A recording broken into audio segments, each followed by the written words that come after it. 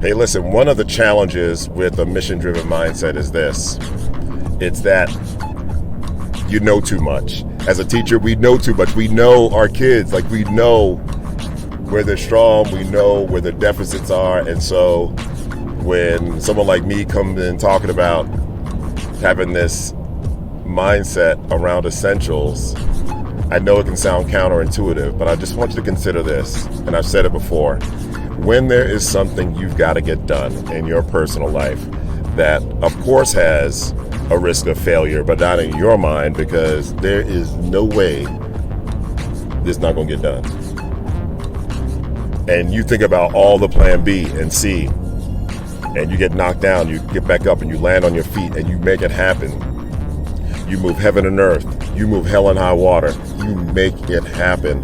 What I'm telling you is the mindset half of essentials work is to treat them like they're essential. Whatever that thing is in your life that's going on that you've got to get done, you are treating it like it's essential.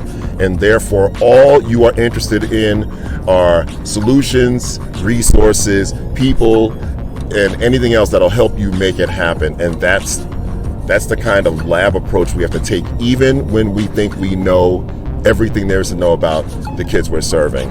And so this is not about me doubting that you've done all you can. I just know what happens when human beings shut out all the exits except that one right there.